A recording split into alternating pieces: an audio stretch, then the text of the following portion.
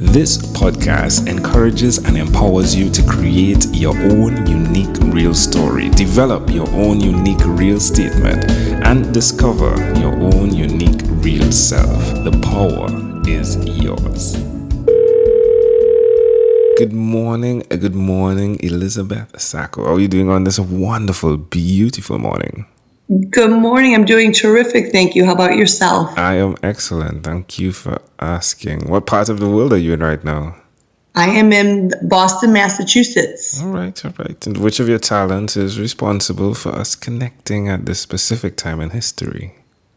Yeah, so we ended up connecting. I have a passion for diabetes, and I know that your wife has a passion for educating people on the topic of diabetes as well. And I think that that's really how our paths crossed. Definitely a needed scenario because of this epidemic that's going on, diabetes. Yeah. So tell us a bit more about how you help people.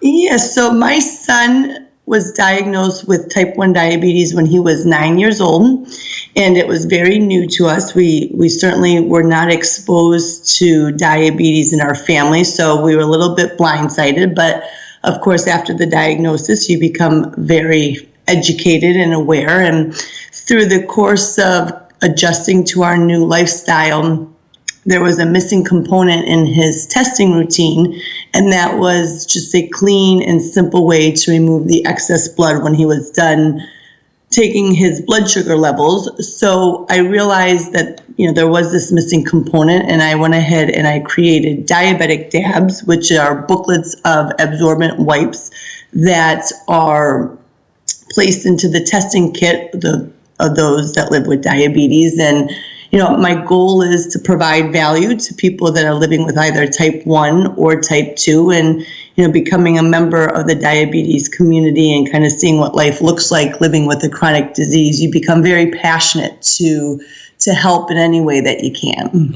And that was kind of my contribution, is to provide a product that would kind of simplify and make their testing routine a little bit more convenient. Is that something you did before, create a product?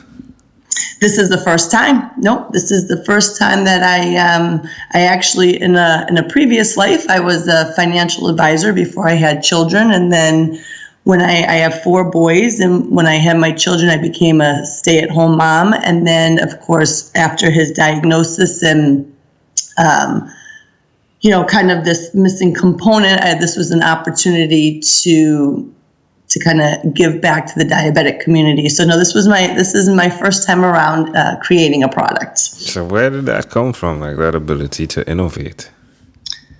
I believe just passion and inspiration. I think that when, like I said, when you see what life looks like living with a chronic disease and how these people, their resolve, it's very, very inspiring. My son was a huge inspiration, and the community as a whole was an inspiration. And I just think that, the saying goes, where there's a will, there's a way. That's amazing. Yeah, product creation and all that you've done and created and promotion is a ton of work. So diving into that and being able to do what you've done, congratulations, well done. Who do you think you learned it from? That ability to get things completed, to go for it and get it done.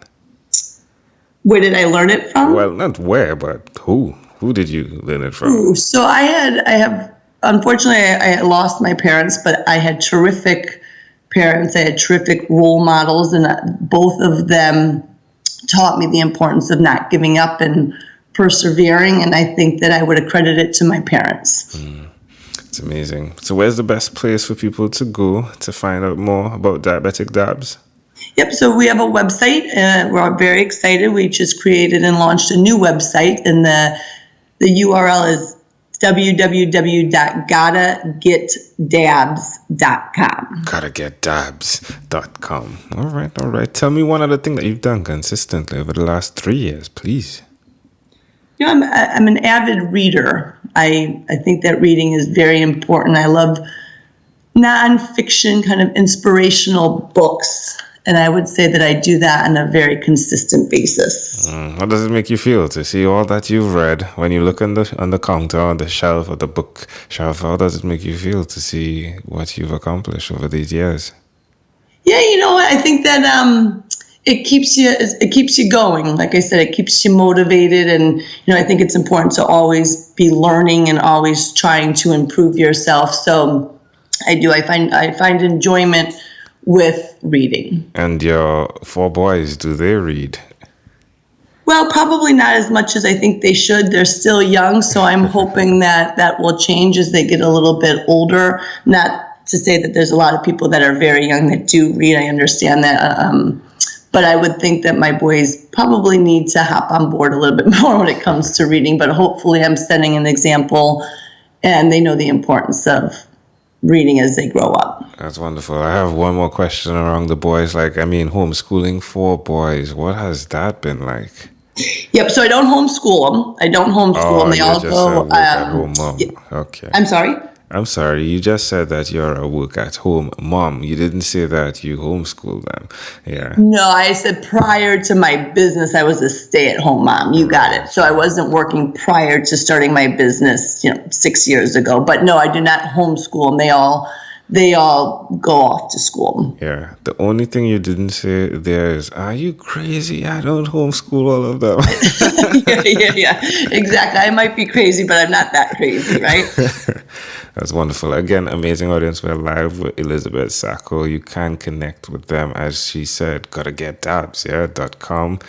She has patented, or if you want to say patent, Diabetic Dabs, and just an amazing story about how you can create something from a need that someone has, an everyday need, and then create an easy way out. So pretty amazing stuff there, Elizabeth Sacco. Elizabeth, let's switch gears. You're welcome. Let's switch gears for a moment. Let me now invite you into my time machine that is surrounded with beautiful, warm, blue Caribbean water. Liz, what's your earliest childhood memory? I gave this some thought. I think that, believe it or not, my earliest childhood memory was being at nursery school. And I have vivid images of the school itself and kind of sitting Indian style in this circle. And it's crazy, but I think I was probably 3 or 4. And I think that that's as early as I can remember. So why do you think this memory is so clear?